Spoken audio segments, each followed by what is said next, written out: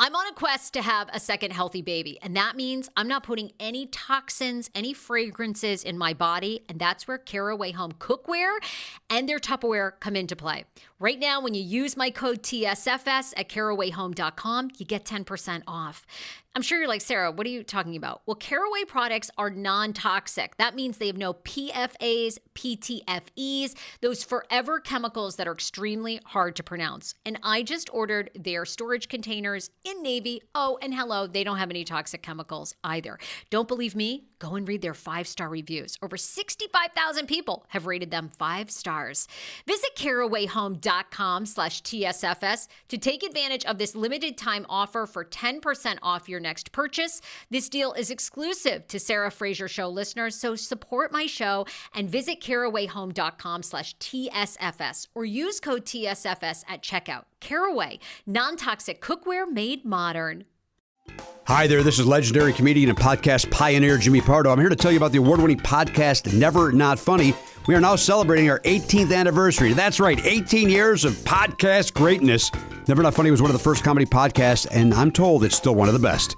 With guests like John Hamm, Caitlin Olsen, Sarah Silverman, Maria Bamford, and Conan O'Brien, you get to listen in on some of the funniest people on the planet, tell stories, and make each other laugh.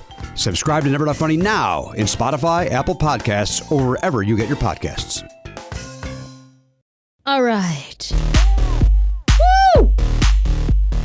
Sarah, from Hey Frey. Sarah. Okay. Sarah, from Hey Frey. Oh my God, give me the water. It's a podcast. Water? Are you hungover? No, but I feel like... What was that? What is wrong, Sarah? It's Monday. I know, it's Monday. You guys, welcome to the Hey Fraser podcast. I am your host, Sarah Fraser, along with the crew that is in here. AJ is here, who is our producer. Luis is our digital content creator. We have so much news. I feel like people on this show, people that work for this show are making moves. This show is making moves.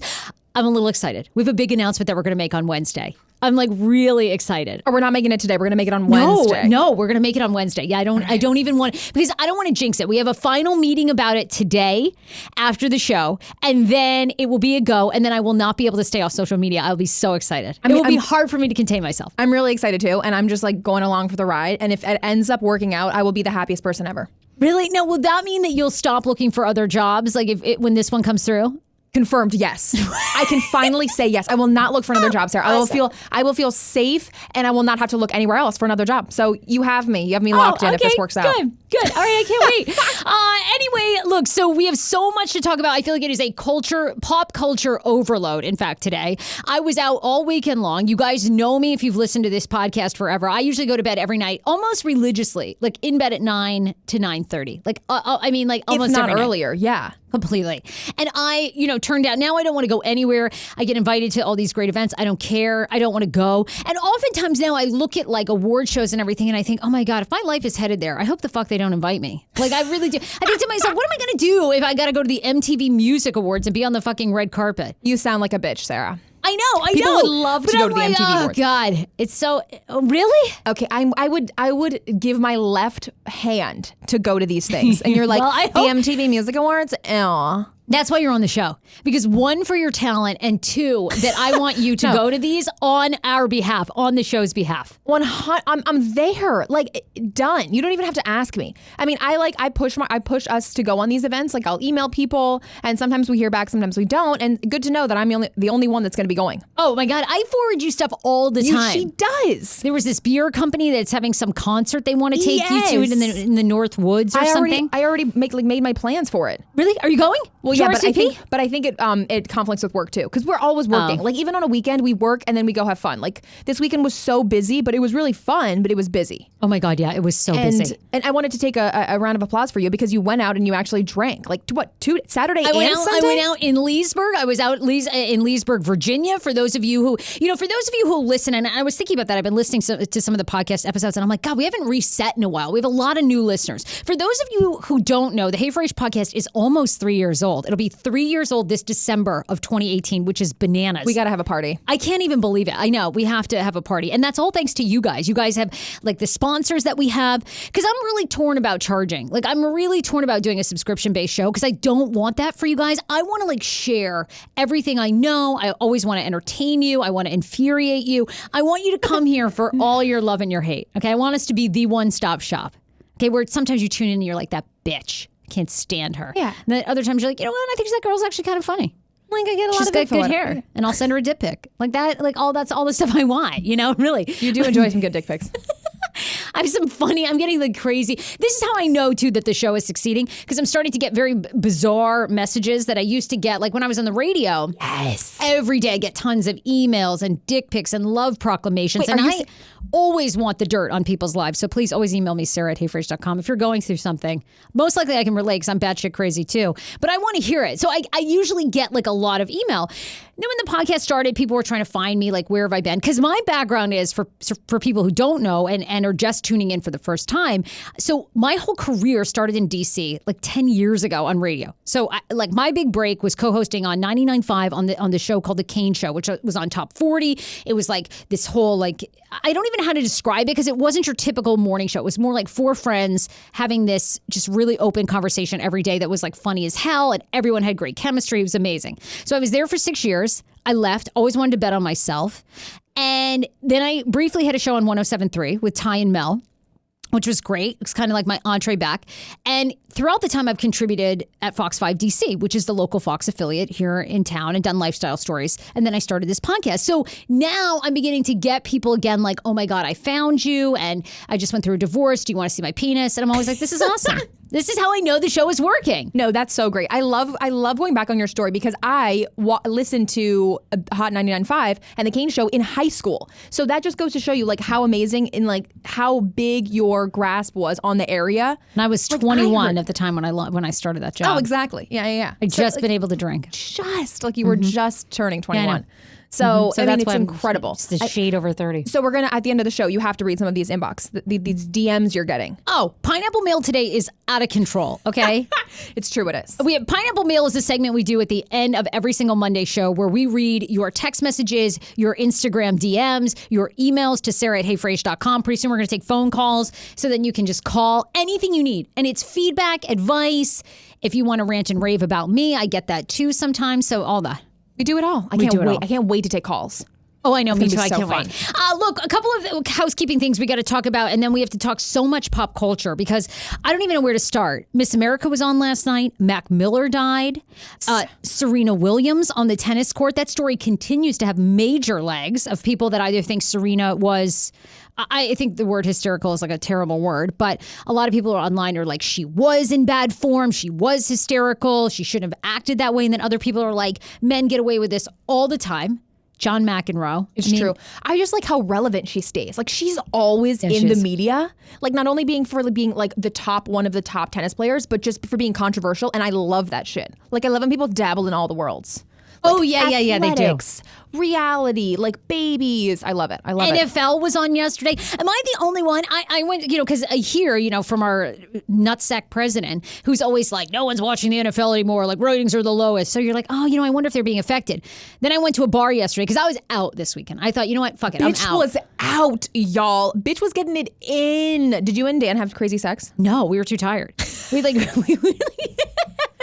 We made it look good. We were like definitely like foreplaying at the bar, but then when I got home, I was like, don't touch me. I'm going to bed. I'm tired, babe. Yeah. All right. Anyway, so I was like, we'll fuck tonight on Monday when I get home, 4:30. He's like, all right, hon, I'll be there. I'm ready. Anyway, so that's our story. You, boo. Oh no, we do us, and we mostly do each other like before 5 p.m. It's like our favorite time to have sex. Anyway. It's a lot of TMI. Hopefully he's not tuning in. But I got a whole nother story about that. Anyhow, so I was out this weekend, and last night I was actually in Baltimore. We have a lot of Baltimore listeners. So I went up to see a speaker called Jordan Peterson. And I'm curious, if you're on Facebook right now, have you heard of Jordan Peterson, and what do you think about him? Because he is a speaker who... has gotten some controversy, which I find at first when I started reading the controversy, I was like, oh, this guy's a douche. Like, I'm not going to like this guy. He's Canadian. He's a professor of not sociology. He hates that word, of psychology. So anyway, and then he wrote this book, 12 Rules for Life, that I'd heard of through the grapevine, but I still have not read. And, then people were saying like this guy's anti-transgender, like all this stuff. He's anti-women. So I'm like, I don't know if I want to listen to him, but I had a friend, our friend Adam, who we talk about on the show all day. He's Adam. into this guy? Yeah. Oh, yeah. wow. Okay. So all day Adam sends me Joe Rogan's podcast, and he says, you've got to listen to this guy, Jordan Peterson. He's a philosopher. He's like really deep. So Dan and I were like driving back from Detroit, and we put it on, and I was like sucked in. I was mesmerized. Like, and he's amazing. Like so last night the whole talk was the patriarchy, and does it really oppress women, or is that basically a narrative that has been put out and, overplayed to the point that now everyone just takes the highlights and bullet points of the patriarchy holding women down and just regurgitates them. Got it. Which, of course, I feel like it totally challenged me last night to go, I regurgitate so much shit that I read and hear in the media. I do. Yeah. I do. And it's like, wait a minute. And his whole thing is like stopping you and going, are these narratives true? Like, are these things true? Did the patriarchy system really oppress women? Or was it one side effect of it, but the patriarchy did all these things to help women? And then he talks about birth control, and then he talks about the advancement of, making the whole delivering a baby like so much safer, and how, that whole patriarchy system kind of advanced childbirth, and now your kids live longer and all this stuff. And so I'm like, oh my God, these are just fascinating narratives to me.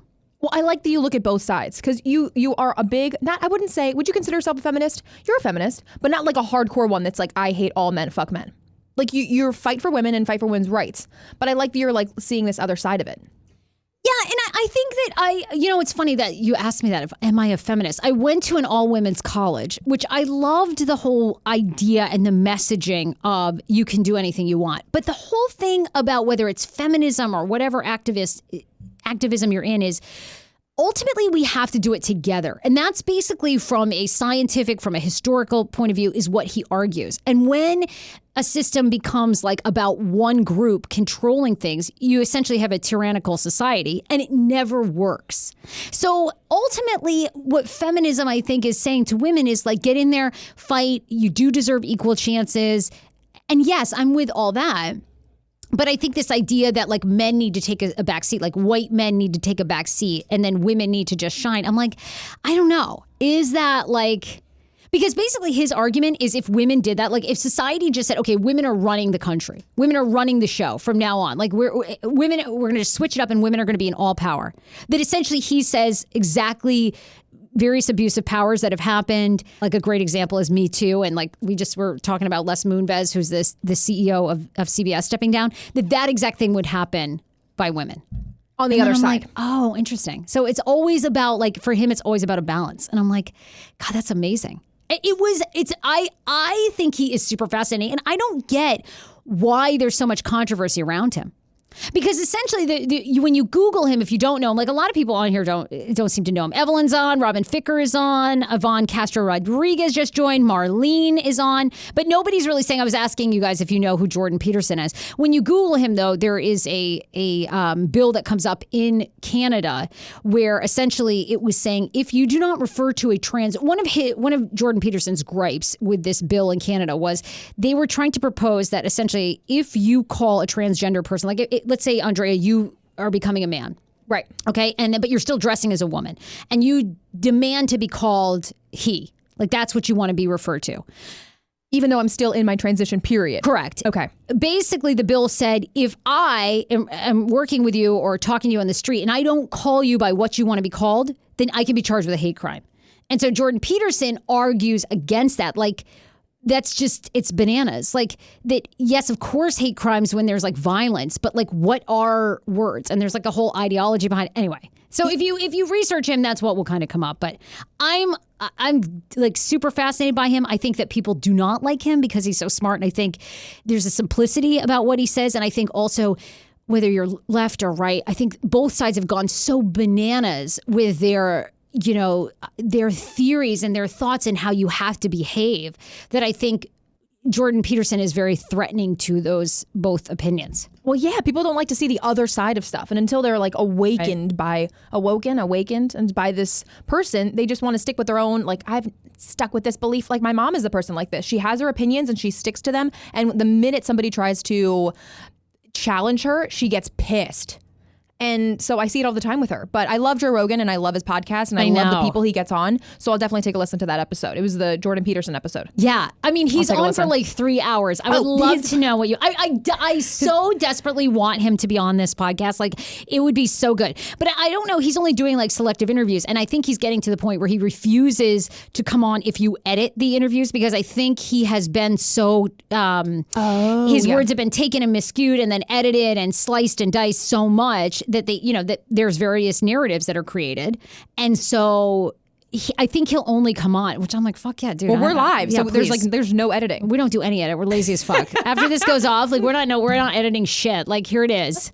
This is what you get. I think men and women would love him. I really do. I really am obsessed. So anyway, I was there up in Baltimore seeing him last night. It was so great. Didn't get home till 11. Which is like unheard of. When's the last time you've been up since 11? I mean, I got to go way back. So it's back in the day. Back in the day. I mean, way back. Proud of you. Proud of you.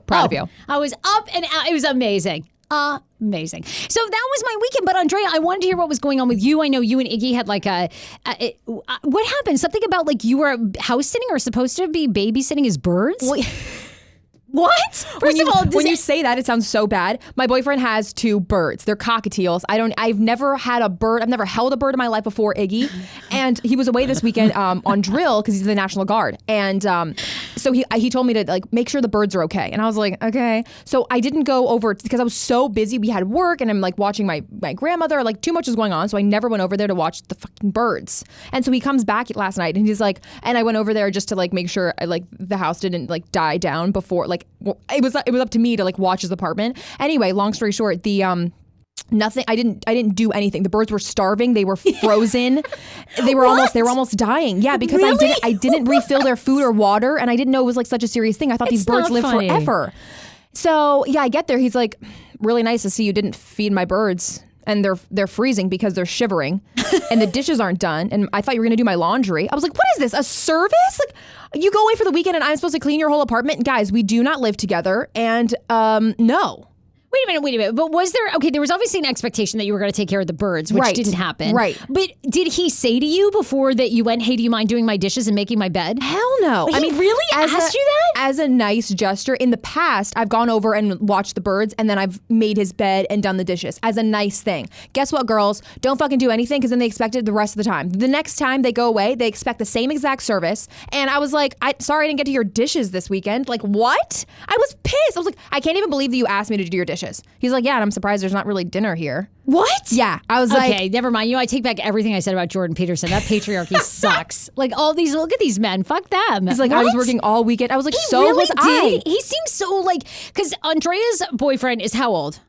25. He's super hot. He's like super tall. He's like I'm tall, dark, to him, and handsome. But, you know. Italian looking. I mean, the only negative are 2 things. I mean, the birds, and then he also like paints all these figurines. I mean, those are 2 things like we're always like, should we ignore this? Should we ignore this? Like, but everything else about him, he's like super cute. He's like sweet. You think so? But no. He's got like super top clearance or whatever now at the Pentagon. He's like handling all the... But I just want to know if anybody else experiences this. Do you do a lot for your significant other? And then in the future, do they expect that same amount of work in the relationship? Oh, I don't know. Do I have to make your bed? Like, we don't live together. Sarah, you live with Dan. So who does the dishes in the relationship? Well, now it's all divided. Like, I would say I make the bed every day. Dan does the dishes for the most part. I do the majority of the cooking. He puts the laundry in. I fold. Like, it's all like 50-50, That's great. That's what it's supposed to be. I agree. I can't believe Iggy would say that. I know. I'm really surprised. I just didn't think he was like at all. I mean, I can see like if you'd said that you were going to do the birds, right, and then I you didn't do the birds. I mean, I would have just put a big thing of food out in the water, and then like good luck to him. I didn't even get out there. I didn't even drive out to his apartment. I was like, fuck. And what do you have to do with the birds? Like, do they have to like have a sheet over them at night? Like that's the only way they'll sleep? Not really, actually. They're pretty easy. Literally, all I had to do was refill the water in the food, and I didn't even do that. So, sorry. And they were frozen because it was cold this weekend. Now it's fall. I don't know. Did you leave the window open? Like, what? Why would they freeze it? His apartment is super sensitive. So, like, if it's cold outside, the whole entire apartment, it's horrible circulation. Really? I think the apartment is literally made of paper walls. I don't. Oh my God. It's a cheap apartment. Well, thank God the cockatoo. What are they? What kind of birds? They're cockatiels, and so they're like I gotta this look up big, that. and they have. I mean, they're really cute. They eat from your mouth, which is kind of gross. Okay, no. I can't even believe that. Who is like eating? Like people are always letting their pets lick and eat their mouth, and then like every couple of months we see these people that lose all their limbs because they let their dog suck on their penis or that some happened. shit. It's like, no, it doesn't. It happens all the time. That happened. I just heard about that story. That happened one time, Sarah. No, one time. It happens all. I swear to God, Google it. Over the years, like all these, or like, I don't even get me started because you guys know how I feel about animals, and then I get tons of hate mail. Like, it's because of people like you that people continue to turn their animals out because you talk crap about animals. I'm like, no, I don't. I think it's great that you love your pet. I think it's wonderful that you advocate for animal rights. I never want to see an animal abused, but the way people treat their pets now is just gotten out of control. Well, you don't really like pets. You've grown up with pets, but you've never had one yourself. No, I do. I love pets. They're supposed to live outside. Like, that's where they want to live. I actually asked Dan this the other day. I said, do people have dog houses anymore? Like, do dog houses exist? He's like, no. I think maybe out in the Midwest, probably. When it's like neutral weather. In the freezing cold, you can't leave your dog. Okay, if it's a husky. How do you know? I mean, to me, like, doesn't a dog want to live in a doghouse? I don't think they necessarily want to live inside. Which is why now they get diabetes. My dog sleeps on my pillow every night. She has her spot. She wants me to rub her at night before she goes to bed. I give her warm milk. Okay. No, these dogs do not want that. Don't you love discovering new games for your phone that are a bit of a mind teaser, a little bit of a mystery, and aren't filled with annoying ads? Boom, I got it for you. Seeker's Notes. Guys, Seeker's Notes is a game already played by 40 million fans.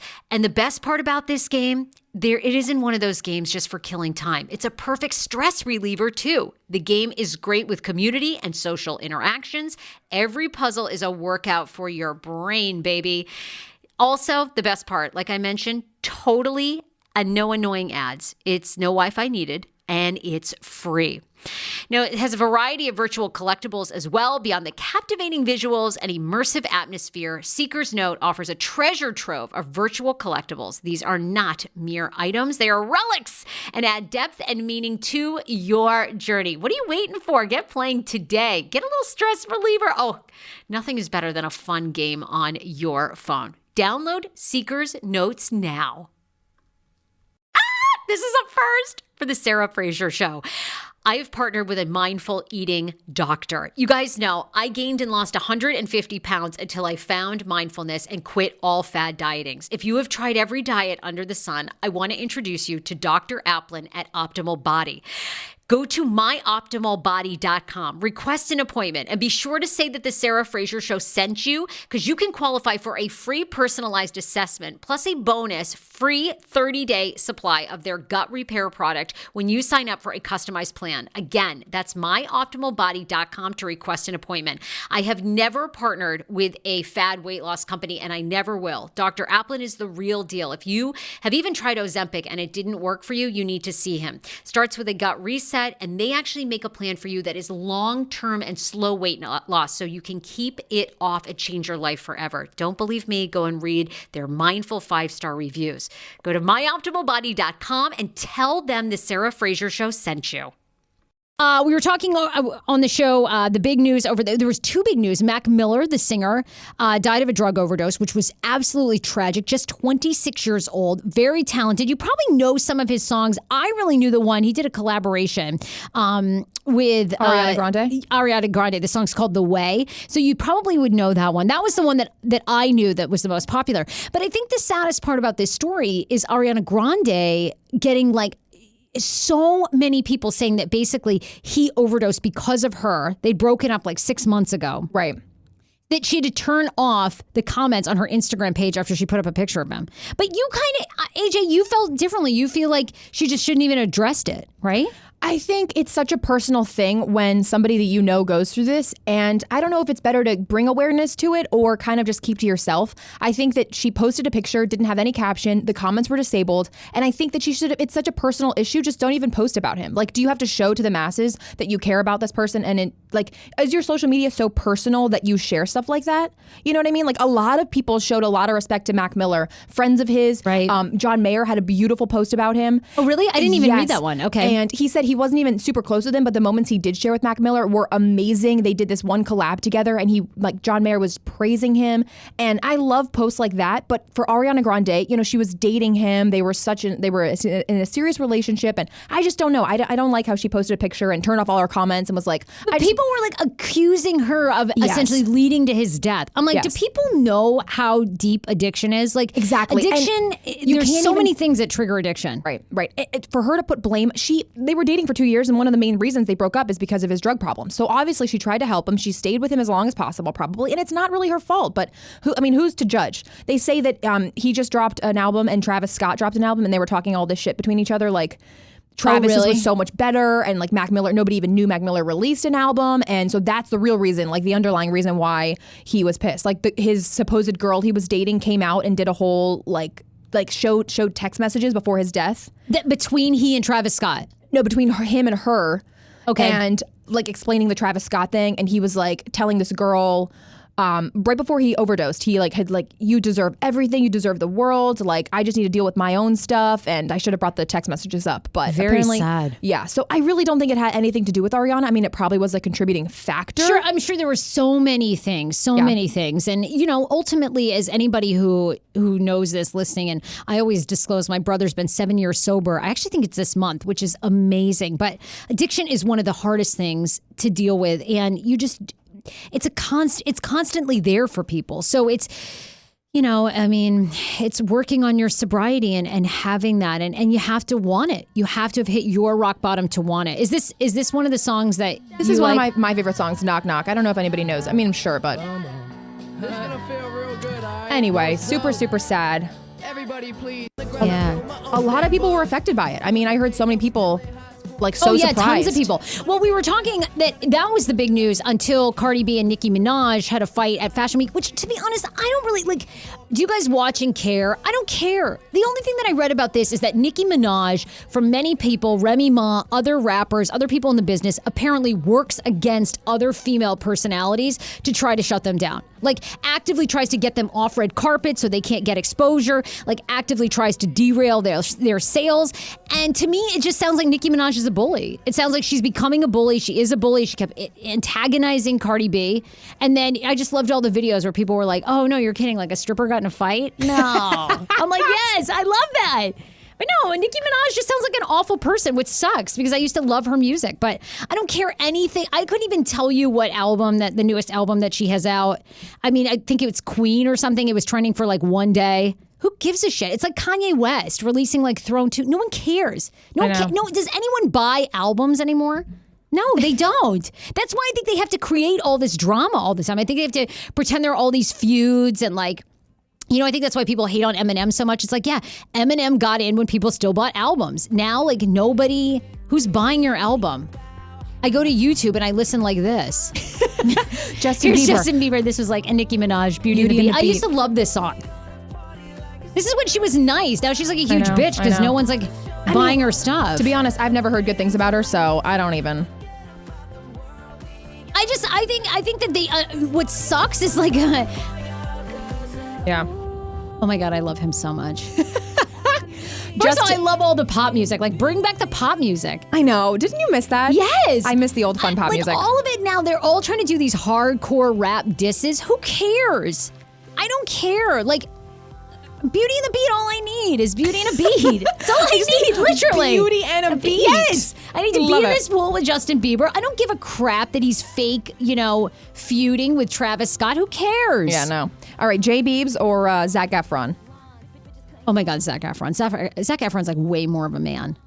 Do you think so? Oh, hell yeah. Zac Efron's like way hotter than Justin Bieber. I met Justin Bieber. Justin Bieber came to the radio station before when his little viral video, this would have been like 10 years ago, had just gone viral. He was 14 years old with a comb over. Oh, tons of acne on his face. The comb over. I wanted to get him proactive right there on the show. He has so much acne. I was like, this kid isn't going to be shit. And then like 2 years later, he was like the biggest star ever. I'm like, I have the worst prediction. So what do I know? See about the music industry. To me, I just feel like I'm so glad that I am not in the singing world because I feel like now you got to tattoo your face. You constantly have to do diss tracks and like you have to be like having sex with as many people as possible. It's so exhausting.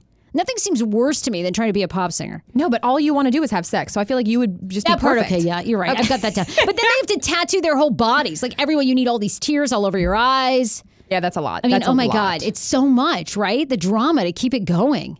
It must be exhausting. I always think I agree. I just feel like they must be so exhausted. Look, I'm exhausted just watching it and following it. Oh, J Beebs, back in his day, back in his prime. That's just, I would be curious to see if people care, but I'm like, I don't care about Nicki Minaj. Like, I'm sure I don't know why she is like behind the scenes a bully, but I'm not surprised.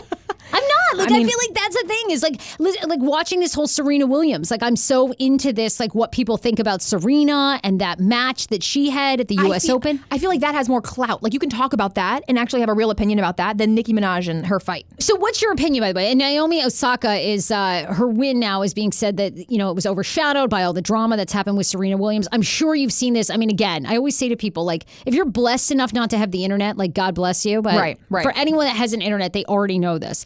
So Serena was at the U.S. Open. She had a tennis referee who essentially was penalizing her she was, you know, showing her frustration, threw a racket down at some point, which is all stuff that men do. I have to say I don't really watch a lot of tennis, but I follow Serena Williams. And, but this has become this whole thing. Well, wasn't it with the hands up, the thumbs up to her coach? Oh, yeah. It started with Serena allegedly getting coaching from the side, which her coach said that he was coaching her. But apparently, and again, anybody watching or listening that knows tennis, apparently that happens all the time in tennis. So it's nothing like Rafael Nadal. Like all these people are getting coaching while which seems to me like fine. Isn't that what the NFL does? They're always coaching from the sidelines. They have earpieces. I agree. They're coaching during the game. So that's kind of how it all started. She's now been fined $17,000, but it sparked this whole debate of, you know, and the words that the media have used is that she was hysterical, that she was a bad sport. It overshadowed Naomi's win. When you kind of watched the video and everything, what'd you think? I mean, I thought she was totally in the right mind to go up because, I mean, I think the umpire gave her a hard time. So she had the right to go up and be like, yo, I'm not getting, you know, I would rather lose than, I thought that was really powerful, being like, I wouldn't cheat. I'd rather lose. Like, I loved that. And I think she congratulated, I can't pronounce her name. What is it? Oh, Naomi Osaka? Osaka. She like went up to her and like gave her a whole thing and she was very polite about losing. Well, that's because they were booing Osaka, basically, while she was getting her award. Like, she wins the U.S. Open, but then everyone's booing. They're booing the ref. They're booing that Serena didn't win. By the way, people are on the Facebook Live. Bernie, I'd be curious. Bernie says, I've worked one of her shows and she's not nice. Now, are you referring to Nicki Minaj or are you referring to Serena Williams? Like, I want to know. Definitely Nicki. Do you think it's Nicki Minaj that he's referring to? Yeah. Bernie, you got to write in. We want to know who it is. Christina says it does overshadow Naomi's win, but she has legit reasons for being mad. Agreed. You know, my thought on this is like, look, I've worked in the radio business a long time, and I do think that there is an acceptance that men are allowed to be passionate. They're allowed to yell, to scream. I've worked in an environment like that for many years where some of the male jocks were allowed to yell, scream, throw keys, kick trash cans. And everybody, it was like, well, he's just very passionate about his job. And I'm like, nobody else in this fucking building could get away behaving like this without being like, I mean, I actually think this person is now like, I think everyone knows that he has issues. But I mean, I'm like, it's such a double standard. So John McEnroe I think John McEnroe has a commercial about him losing it. Like, how is that? To me, I don't know. Maybe I don't know the inside game as much because a lot of people have very passionate feelings on this. They feel like she is disrespectful, that she's been disrespectful many times before, that she, you know, I don't know. But to me, I feel like there is such a double standard. I'm obsessed with Billie Jean King. I would leave Dan for Billie Jean King. She's like 75-year-old hot lesbian. I'm all about her. And she says the same thing. Oh, Bernie says that he worked with Nicki Minaj. I believe that. I believe that Nicki Minaj is not a nice person. I've read so many stories. You've always thought that about her? Oh yeah. She looks crazy. Nicki does, you think? Yes. What? Nicki is like a clown to me. Like I think that's just her the whole Botox. costume. Yeah, it's like The Botox has gotten tight, but I can relate. Sarah, her ass is not. It's two. But no one's ass is real now. Dodgeball balloons. Dodgeball. I meant Dodgeball. kickball, like the massive kickball ones. Really? Bernie goes on to say she was a big baby, wasted a lot of food, treated her people like crap, and I had to do security on her dressing room. Really? Oh my Wasted God, a this lot is of awesome. Oh, I love food. this inside dirt. I love all the dirt. I love all the dirt. Well, I don't know. But You know. no one thinks she's nice. Like I've never thought that. Well, I think it's great that Serena is standing up for herself. I thought it was great. I think that ref did have it out for her. I think that there is 100% a feeling of, in not just sports world, but in work environments. I'm sure many of you listening have worked for, and I've worked for difficult female bosses too, so I can't say it's just men. But I think once you're in a level of authority, I think whether you're male or female, I do think there's a level of you can behave like shit. And everyone's like, oh, they're just really passionate about their job. Mm-hmm. Like, to me, I'm always curious, like, when is the next Me Too going to be about, like, the verbal abuse at the workplace? Like, when's that going to be the next revolution? Instead of like sexual abuse. Yes. More like verbal. Yeah. Yes. I feel like tyrants that people work for, I've been there. Like, how is that not a movement? Because that affects both men and women. You're right. And I know, like, people in the lower, when you're like an intern, I feel like that would extend to so many people. Like, yeah, seriously, when is that movement happening? Because that's why I always say I don't give a shit. Like, so many men in radio, and they're allowed to like destroy the radio station, their station that they're in. They can throw phones. I mean, for years, many radio jocks have had this legendary temper thing, and I'm like, it's so unacceptable. I will never ever have a show. I'll never have people work for me where I'm yelling and screaming at them. I don't give a shit. And then they come back and they're apologetic, like, I'm sorry, I shouldn't have yelled at you. I shouldn't have. No, fuck you. Like, keep your temper under control. Like, and actually, and to Serena's, the only thing that I would say is, like, I do think Serena had a really good point, and I loved that when she brought the refs out and she said, look, this would never happen. I think she had a great point.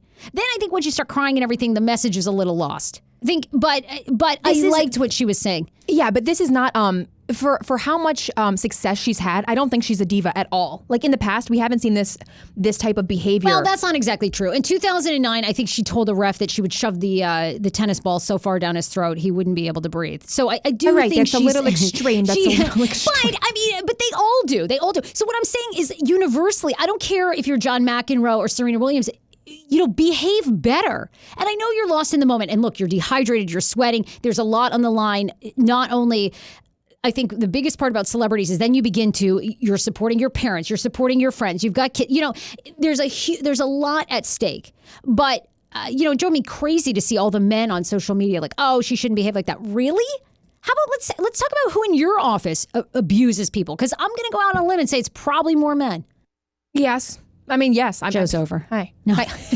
Drop the mic. People are saying I should start this movement.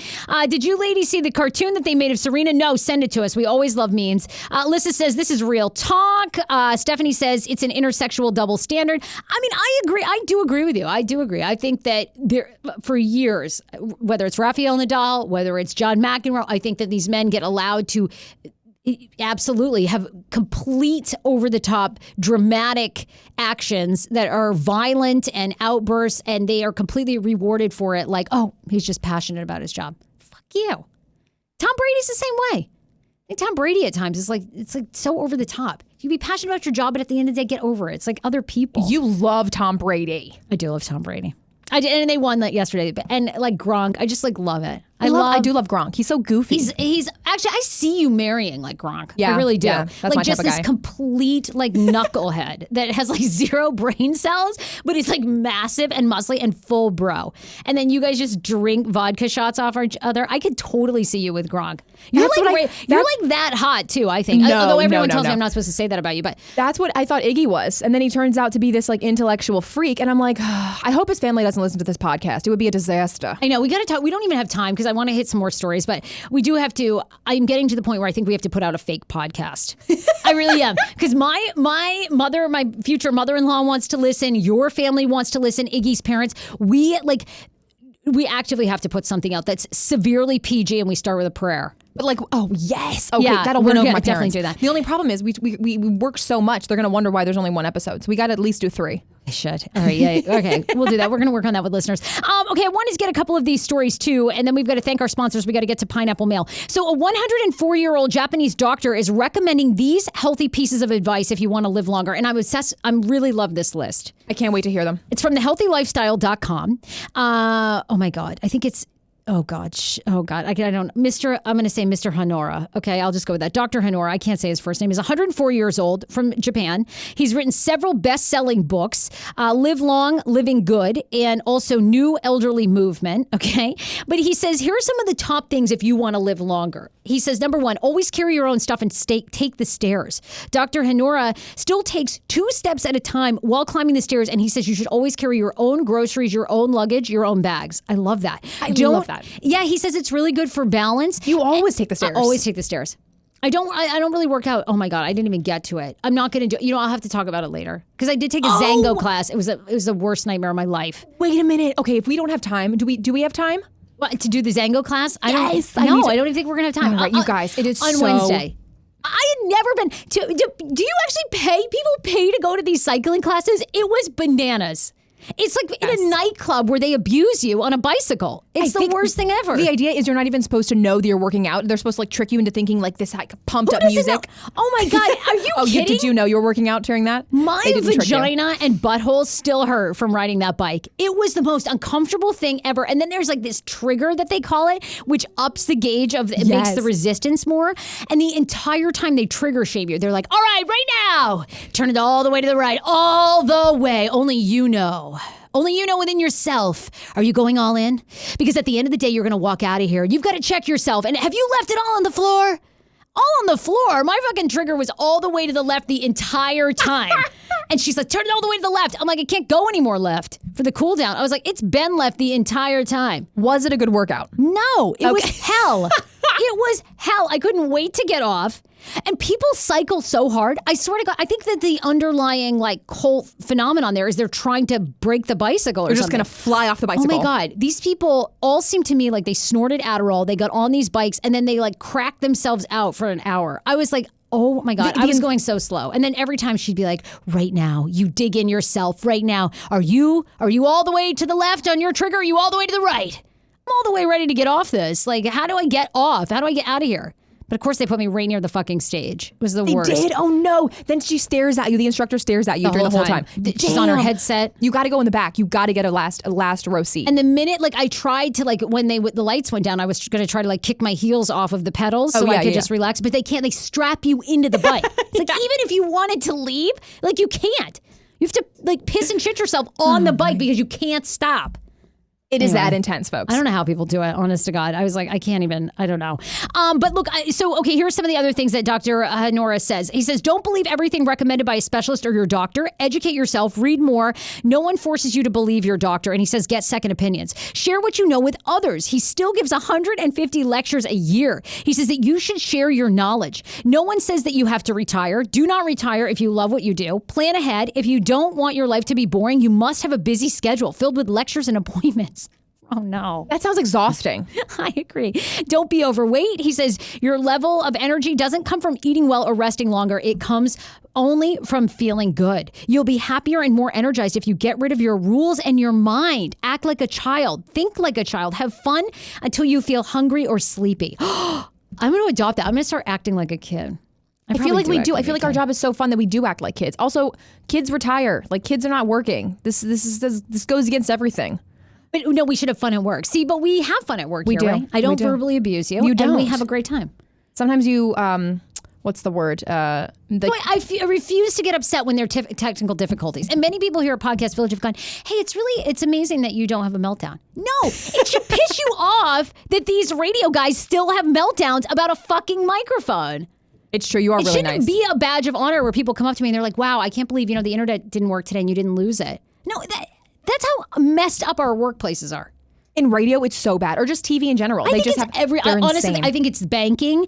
I think it's every environment. I think you have these people who come in and think they're like work warriors, where they're just going to like get a little bit of power and then they're going to hold it over you, like about the copier. At the end, it's a copier. Like, who cares? I gotta say, I feel very safe at work. Okay, good. That's what I want. I seriously want that. I honestly do. I never want to yell at like any. I just think it's so crazy. Like, I mean, okay, fine. If you like, I don't know, secretly tape me and then sell it, I don't even know that I'd be mad about that. I'd be like, work me in on the deal. Like, if you want to post me nude, okay. Anyway, look, the healthy lifestyle. This guy has so many great pieces of advice. I love it so much. So go and check out that article. Also, I don't even think we have time to get into this about are guys even trying on dates anymore? Oh. I love this. I love this story. So are men even trying on dates? A woman wrote an article, Lane Moore is her name, for Self Magazine. She says that it's getting worse than ever, and it's not just Tinder. She says, what's up with men? You say that you're going to go out on a date. Then they go, okay, fine. Friday night, it's it. But they don't text you until 7 o'clock about details for where the date is going to be, and they want you to be there at 8. I mean, this is just typical guys. Like, what do we really expect from them? And the reason why they don't try on dates anymore is because sexist on this show. No, the reason why, no. I'm actually defending the men at this point. Okay. It's because women give it up too easily, and then guys are like, oh, fuck it, I don't have to try anymore. Like, they're just gonna fuck me anyways tonight. Like, that works. Save the puss for later, guys. You think? Yes. Okay, if that's why men don't try on first dates anymore, because you just give it up on the first date, and they just go on Tinder and they set up like 5 dates, and they know they're gonna get ass that night, and they don't try anymore. Women say, this woman basically says that other friends that she's talked to, and in her experience, she says that men are trying less than ever now. She says she recently spent 7 hours talking to a guy on their first date. They kissed and it was great. Immediately intimate and lovely. And then he didn't walk her home even 2 blocks away. So essentially they were at a restaurant where like they were meeting up. She lives 2 blocks away and he didn't walk her home. And when I asked him what was up a few days later, he never texted. He says, quote, got busy and forgot, sorry. Then kept texting me like nothing was wrong. Oh, well. And then ghosted again. What? Okay, this guy's a douche. Drop him immediately. Also, I always say this, though. Men don't like pull out chairs anymore. They don't walk you home anymore. They don't hold the umbrella. I feel like that. I do feel like that. Is that really true? Does Dan pull the chair out for you? Well, we don't. I mean, it's hard when we're at home. Like, you can't really pull out a sofa. Like, yeah. You mean, okay, when you go out, Sarah. Yeah, but usually, like the restaurant person does. No, I mean, I don't think like. Does he open the car door for you? Because I know Iggy doesn't do that. No, I don't. See? No. But see, my thing is like Dan supports me in so many other ways. Like supports my career. Like always like whenever I'm having a down day, I'm like, I don't know, like, is this the right path? He's like, you have to stay on this path. You can never go back to like the old situations that you were in. Like, why would you ever do that? You'd be so miserable. Like he just is very encouraging in many ways. Okay, that's great. That is really important. Which I find much more romantic than, opening a car door or whatever. I'm a woman, God damn it. I can open my own door. Damn door. That's right. Zac Efron and Mel B, Mel B, of course, as a former Spice Girl, allegedly hooked up after they met on a high-end dating site. What? Okay. The fact that these two are hooking up blows my mind. We're all about Zac Efron. But like what? Okay, so I didn't even know that she was a cougar and he hooks up with older women. Yeah, she's 43. He's 30 years old. The High School Musical star, they met in Los Angeles and had a hot fling, apparently. This was right after she had was separated and getting divorced from Stephen Belafonte, who's her soon-to-be ex-husband. What a hot couple. Apparently, Mel B was not particularly into him, but she thought he was a heartthrob. They met on a high-end dating site, so she tried it. What? I mean, what secret exclusive dating app is this? Is this like all the celebrities are on it? I guess. It doesn't say in the article, but it says the duo met through a super exclusive dating app, swapped flirty messages, and a friend said, quote, he ended up driving over to her pad. They hit it off and spent a few enjoyable hours together. Oh my God. Can you imagine? No, I can't. I'd be like crapping my pants if Zac Efron were on the way to my place. I'd be like, oh my God. Oh my God. Oh, I'm going to have to really put my A game on. Like, I'd be so thinking about like, oh God, what moves? I would just turn all the lights off and say, we're not going to look at each other because I can't even think about what I look like. Oh God, my underwear doesn't match my bra. Should I is that too much effort now? If I go and like get a matching set, can I even find a matching set? Oh I would my God. say that I'm using protection, stick a needle through it, immediately have his baby, and then, child support for life. Hot. See, I think that's why he's probably sleeping with older women. Can't get him as pregnant. It's true because their eggs are so old. Mm-hmm. Everything's donezo. That's like me. You've got to get them when they're out of menopause, and then for sure, no babies. Okay, I'm done with that. Okay, no, you don't have you haven't had menopause yet, right? No, but I feel like probably getting close. Okay, good. Okay, look, we have to thank a couple of others, our sponsors, and Mark Livingstone is actually here because you guys have been amazing. I put up on my Instagram, you can follow me at HeyFrase. Dan and I was talking about this last show, that we went out to Leesburg, we've been looking at homes. It's like so unrealistically expensive. So I wanted to get Mark Livingstone, who he owns Cornerstone First Financial, who's here on the podcast. Great Mark. to see you. Great to be here. Well, Thank it's you. great to see you too, except for I'm depressed because I don't know that I'll ever be able to afford a home. I always tell people now I'm looking at single wide trailers, keep the wheels on in case I can't make the payment out in Percival. We'll get you in something. I promise. Oh, in something. Great.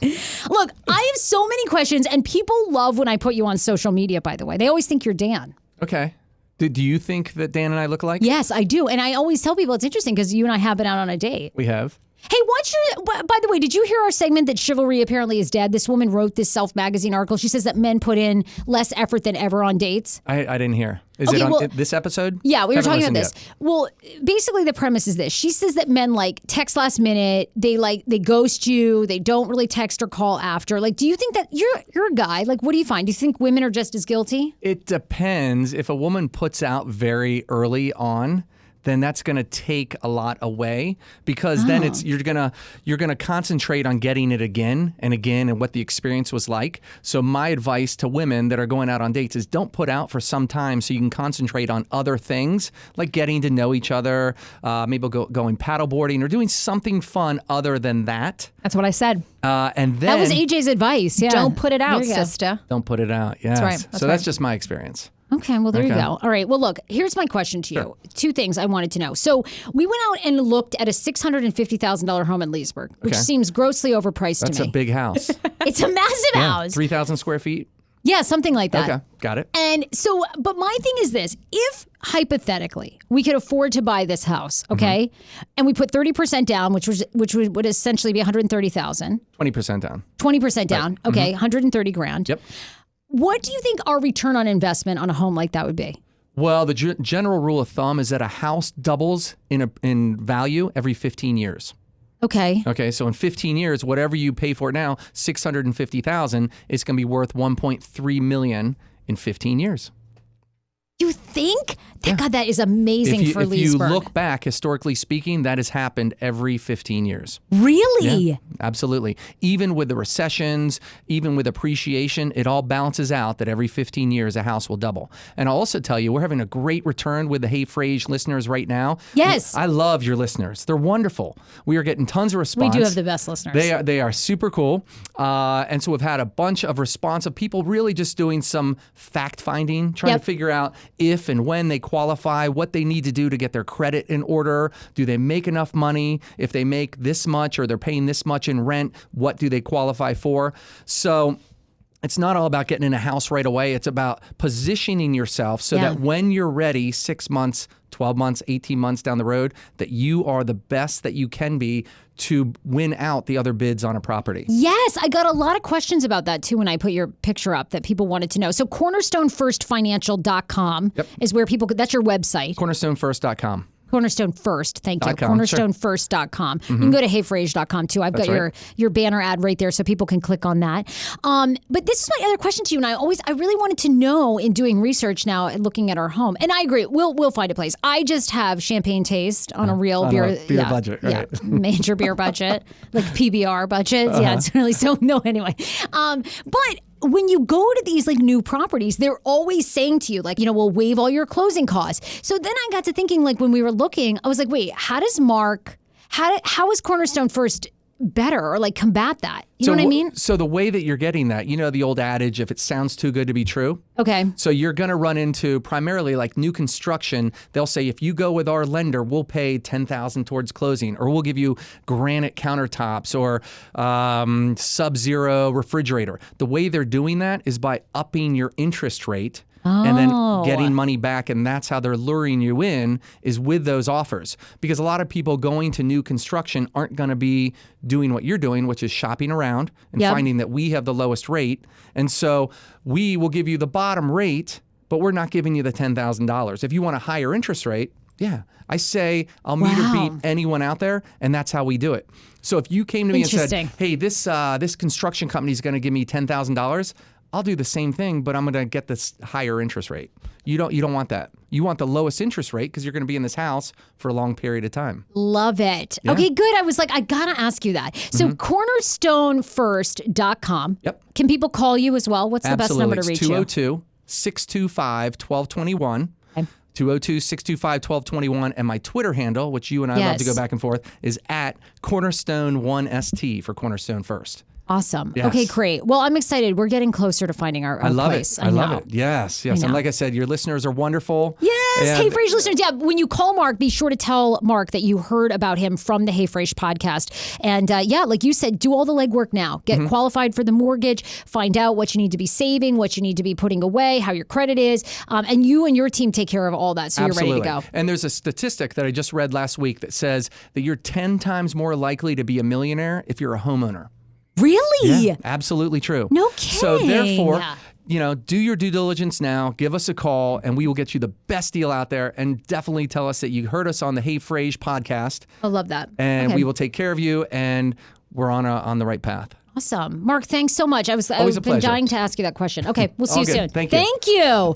All right, you guys, we end Monday's show every Monday reading your pineapple mail, which is all your mail that you send to Sarah at heyfrase.com. You can also, of course, follow me on social media. It's at heyfrase. And then you can ask for advice. You can weigh in on the show. So Desi writes in, and she says, hey, Sarah and crew, listening to your podcast about the secret text to get out of something if you feel uncomfortable. In college, my roommate and myself had a hookup keyword. So we did this story a couple of weeks ago where it's parents are now just texting a capital X to their parent, or kids are texting their parents an X, and that X signals that something is wrong, like if they're spending the night at someone's house or they're out at a bar, and essentially the parents write back and they write something to the effect of like, hey, need you at home, and then the kid writes, okay, what time will you be here? Be there in like 20 minutes or whatever. So then, like, if someone's looking at your text, it looks like something happened at home, but it really didn't. You know what I'm saying? It's a whole code system you have. Yes. So Desi writes, in college, my roommate and myself had a hookup code word. If one of us called or texted saying, hey, are you in the room? That was code for say yes and you're studying and not leaving. If we asked what time you will be home, was I going to bring a guy over? Is that okay? And if this helped when the guy was right there, and sometimes you didn't want to hook up and they didn't take the hint. It worked a lot, and it was very nice having a friend on this. Love that. She says that also when she was a kid, her parents had a secret code word, and it was Scooby-Doo. So basically, like if someone came to your school to pick you up, they'd have to say Scooby-Doo. Brilliant. I like this. From a longtime listener, she says, Sarah, per usual, I enjoyed the podcast. The chatter about Doja Cat that you guys did a couple of weeks ago kind of ticked me off, though. She tweeted the F word back in 2015. That wasn't that long ago. Twitter and social media wasn't new. She was in high school when she tweeted about how many times are we going to continue to excuse people for their behavior because, quote, they were young. Free speech does not mean you can say whatever the hell you want without consequences. I hate when people throw free speech around to justify saying some foul, hurtful shit. People really don't know what the First Amendment is about. It's protecting American speech from being hindered or silenced by the government, period. When you have 9-year-olds killing themselves because they are being bullied for being gay, I cannot give someone who uses hate speech a pass. If she's truly sorry, then she should visit a risk queer youth center and actually put her money where her apology is. So there you go. I think that's good. I love when listeners write in like this because I was the one that was saying, it was like years ago. And I love to hear this because it's true. We shouldn't be taking hate speech lightly. Well, you know what? It's funny. I don't think I realized with the Doja Cat story. And Doja Cat, of course, has that very popular Moo song that we've played and I did a spoof of that people hated. And essentially we're like, you're like potato salad with raisins. I was like, well, yeah, I am. So anyway, people were very upset. But then after I did that and people were shitting on me, then Doja Cat from 2015 tweeted out the F word. And then she was like, I think I like gay people. I never want to say anything to hurt them. I think I like gay people. And people are like, what kind of half-ass apology is that? And to date, I do not think that Doja has done anything for like an apology, LGBTQ. Right? Well, she can't. I mean, she got a ton of shit. Like people were like, I'm not buying your tickets. She's trying to go on tour. She's coming here to DC in October. So then she like put out this like apology and kind of got off social media for a week. But now I see she's back on and I don't know if she's done anything else. So I think that's a good email. Lastly, hey girl, just an FYI, Kingstown in Alexandria is a little neighborhood with a range of affordable houses. Look up a zip code, 22315. It's super cute and easy to get to the city depending on where you live. So you can take Huntington or Franconia Metro. I personally love living here. I didn't want to move further out either, but I needed some quiet and some space. So thank you for that. I would love to live in Alexandria. That would be like the place I want to live, but I think it's too far for Dan. Oh, because He right, works out in Loudoun County, far. yeah. Well, I'm in Alexandria all the time, so that'd be great if you decided to move there. Really? You Thanks. are? You're in Alexandria? That's where my boyfriend lives. Oh, that's right. Yeah, so I'm there. I mean, I'm not there all the time. It's but really far away from Arlington. no, what I'm really thinking is you can just go over there and just feed the birds, and then I'll say that I did. Oh, yeah. Okay, I'll do that. Okay, perfect. All right, look, we love you guys so much. Be sure to share today's episode. Today's episode, we are giving away a True Food Kitchen $50 gift card so you and your love can go have a organic, romantic kale dinner on us. How does that sound? Share it away. You guys, we absolutely love you. Thank you for listening to Hey Fresh Pod. We'll see you on Wednesday. Bye, everybody. Podcast